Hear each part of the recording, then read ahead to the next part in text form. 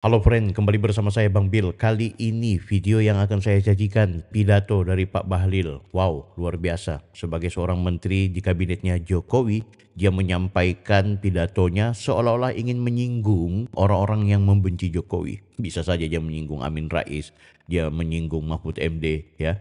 Dan yang paling menarik adalah dia mengatakan bahwa itu Jokowi biar dia kecil-kecil tapi nggak ada saingan dan juga tandingannya terkait pikiran dan juga kerja kerasnya. Oke, tanpa berlama-lama kita tonton video ini, namun jangan lupa like, comment, and subscribe supaya saya bisa juga menyajikan video-video lainnya yang bisa menghibur dan juga menjadi wawasan buat kita semua. Check it out. Masa kepemimpinan Pak Jokowi di 2015 sampai dengan 2018, kemudian 2018-2019. Di BKPM itu dulu pimpinannya Pak Rektor itu orangnya pintar-pintar semua. Itu tamatan Harvard, rata-rata luar negeri lah. Nah, kalau kalian lihat grafik ini, realisasi investasi kita itu naik terus. Saya masuk 2019. Target investasinya sekarang hampir 2 kali lipat.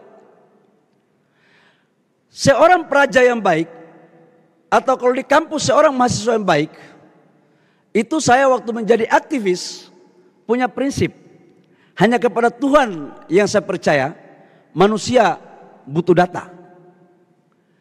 Kalau seorang mahasiswa atau praja ngomong tanpa data, maka patut kita pertanyakan intelektualitasnya.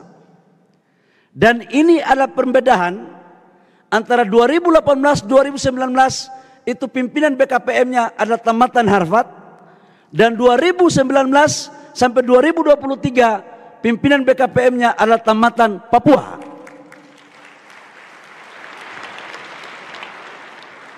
Apa yang saya mau sampaikan untuk teman-teman, kampus tidak menjamin kualitas seseorang mahasiswa atau praja. Kalian mau sekolah dimanapun, di SMA, di pelosok manapun, ketika kalian masuk di PDN, harus kalian buktikan bahwa kalian lebih terbaik daripada orang-orang yang ada di pusat-pusat ibu kota negara. Ini yang harus saya mau sampaikan kepada teman-teman. Yang kedua, target investasi di 2024. Pertumbuhan ekonomi kita sekarang 2024 di kuartal pertama masih di atas 5%, 5-11%. Inflasi kita terjaga di bawah 3%. Inflasi di Argentina, di Turki itu sudah 80% sampai ada yang 100% lebih. Ini. Dan pertumbuhan ekonomi yang stabil dengan inflasi yang stabil disebabkan karena kepemimpinan yang kuat.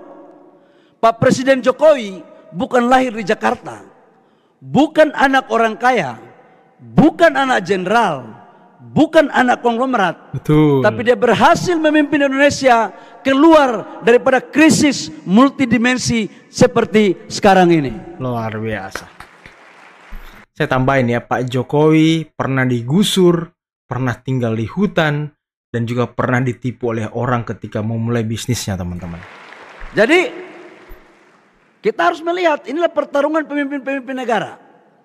Nah, ke depan praja-praja begitu pulang jadi camat, kan pasti terjadi pertandingan siapa camat terbaik di antara camat yang ada di kabupaten itu, atau siapa sekda terbaik.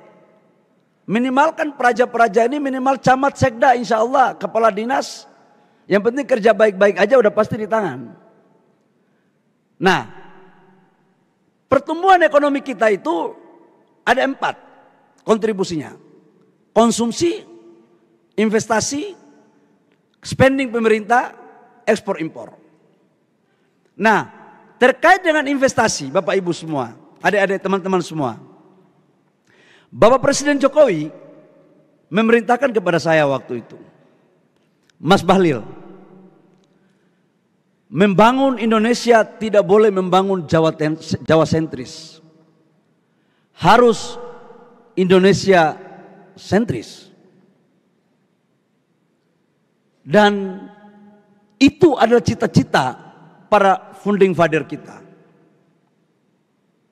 Dan begitu Pak Presiden Jokowi di periode pertama membangun infrastruktur masif dari Aceh sampai Papua, Maka tugas tahap berikut pada periode kedua adalah bagaimana membangun kawasan pertumbuhan ekonomi.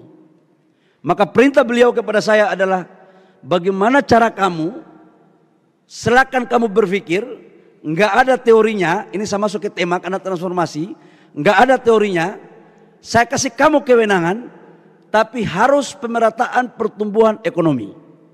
Saya bilang sama Presiden, oke Pak, tapi Bapak jangan tanya cara. Bapak tahu hasil, cara serahkan ke saya. Maka apa yang saya lakukan dengan teman-teman di tim Kementerian Investasi, sejak Indonesia merdeka sampai dengan 2020 kuartal ketiga, investasi di Jawa itu lebih besar ketimbang di luar Pulau Jawa. Makanya pertumbuhan ekonomi kita 70% itu ada di Jawa. Sejak 2020 kuartal ketiga, kita rubah itu polanya. Kita dorong investasi di luar Pulau Jawa lebih banyak, supaya apa? Terciptanya pertumbuhan kawasan ekonomi baru. Dan alhamdulillah, sejak 2020 kuartal ketiga sampai dengan 2024 kuartal pertama, investasi di luar Pulau Jawa sudah lebih besar ketimbang di Jawa. Ini yang kalau kita bicara tentang keadilan, kita bicara tentang keadilan, sila kelima. Dan ini gaya kepemimpinan. Ini transformasi kepemimpinan. Teman-teman semua. Nah, kemudian negara mana saja sih yang masuk ke Indonesia untuk investasinya? Selama ini kan selalu mereka bilang Cina, Cina, Cina dan Cina terus. Kita bicara di WA Group paling banyak sekali hoaxnya. Teman-teman Praja sebagai generasi muda pewaris bangsa dan generasi cerdas, saya ingin membagikan data ini kepada kalian. Investasi yang pertama masuk, yang paling besar itu adalah Singapura. Wow, Singapura ya. Tetapi jangan kalian terlena dengan Singapura. Karena ini bukan duitnya Singapura saja. Tapi ini sebagian besar adalah duit orang Indonesia yang ada di Singapura. Oh iya. Mereka menjadikan Singapura sebagai hub. Yang kedua adalah China, Hong Kong, Amerika, Korea, Jepang. Bahkan dalam sejarah kita, Eropa tidak pernah masuk 10 besar dalam urutan FDI kita. Sekarang sudah 2 negara yang masuk. Artinya apa yang saya mau sampaikan? Investasi di Indonesia sangat inklusif. Tidak memberikan prioritas kepada negara manapun. Semuanya boleh masuk. Yang penting sesuai aturan perundang-undangan yang ada di dalam negara kesatuan Republik Indonesia.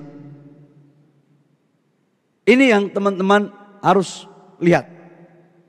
Jadi nggak benar itu kalau dibilang bahwa investasi itu hanya dikuasai, dimonopoli oleh satu negara tertentu. Ini peta umumnya. Nah, bagaimana ke depan peran Praja? Saya, Pak Rektor, saya lapor, dalam sejarah BKPM itu nggak pernah alumni IPDN masuk di Kementerian Investasi, belum pernah ada. Tapi saya punya intuisi mengatakan bahwa PNS yang diajarkan sejak dini tentang etos pelayanan birokrasi yang baik itu adalah IPDN yang dulunya STPDN. Karena itu di zaman kami memimpin BKPM, kami membawa 3 putra lulusan IPDN untuk membantu kami di Kementerian Investasi. Dan sekarang yang mengurus berapa investasi masuk pada tahun 2024 nanti sebesar 1.650 triliun adalah alumni IPDN yang namanya Edi. Ah, ini Edi, angkat tangan. Nah, ini deputi dia sekarang, deputi. Jadi Praja itu nggak boleh lagi berpikir hanya mau jadi camat, sekda. Tidak bisa, sudah harus masuk pada sektor-sektor investasi. Karena diajarkan sejak dini. Ini. Jadi kalau besok tahun ini, tahun 2024, target investasi 1.650 triliun tidak tercapai, berarti kampus ini yang salah. Karena ini alumni kampus IPDN. Tapi saya punya keyakinan, insya Allah akan tercapai. Karena alumni IPDN memang paten punya, kira-kira begitu.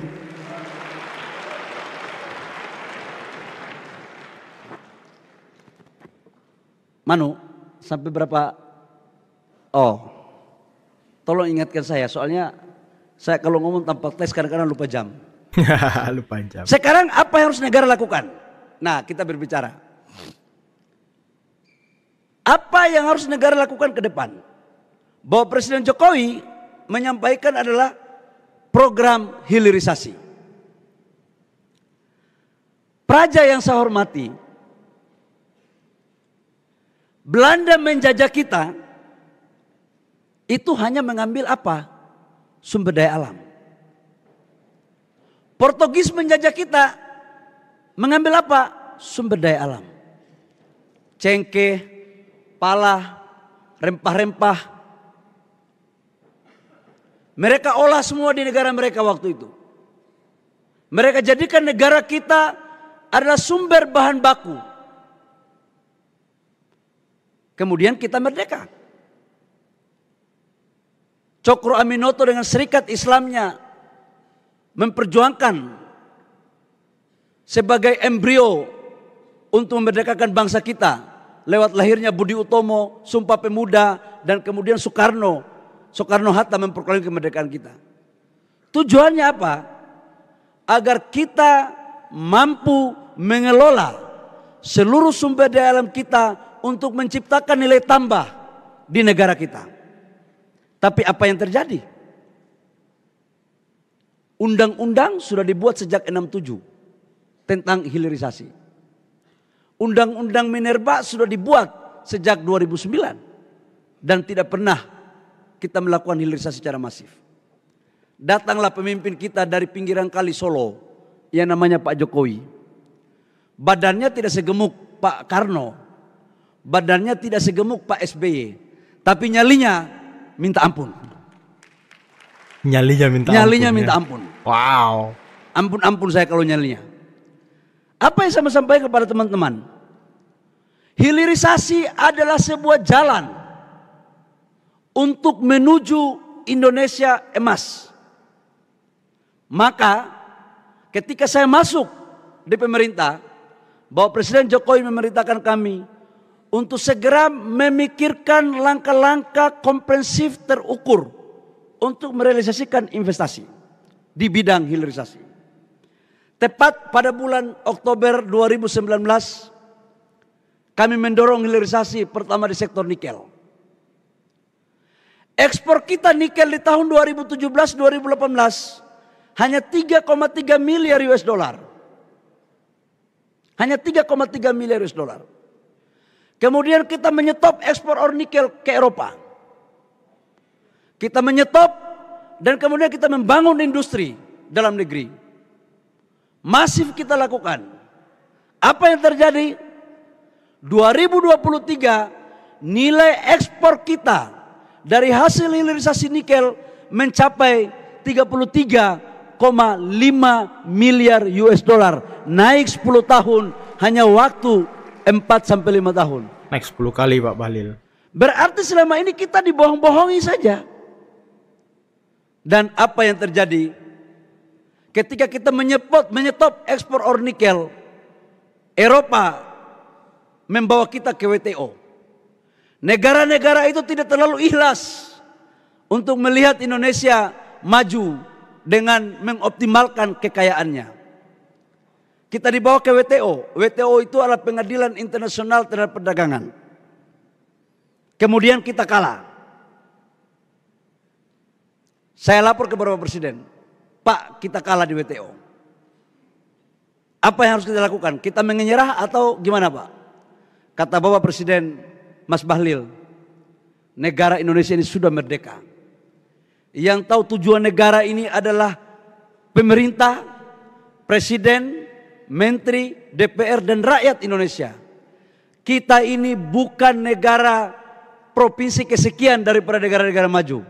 Karena itu saya perintahkan lawan naik banding untuk kedaulatan bangsa Indonesia. Wow, ini baru pemimpin. Kemudian kita banding. Apa yang saya menceritakan dari semua proses ini teman-teman semua. Ternyata sekarang di dunia itu sudah berbicara tentang green energy dan green industry. Sebentar lagi kita akan meninggalkan fosil dan batu bara. Semua orang akan berbicara tentang green semuanya. Salah satu contohnya saya mau bikin adalah pabrik mobil listrik. Mobil listrik ini ternyata dari 100% komponennya 40% itu adalah baterai. Dan 60%-nya adalah rangka mobilnya. Dan baterai mobil ini bahan bakunya itu ada 4. Nikel, kobal, mangan, dan litium. Di Indonesia kita punya mangan, kita punya kobal, kita punya litium. Yang enggak kita punya apa?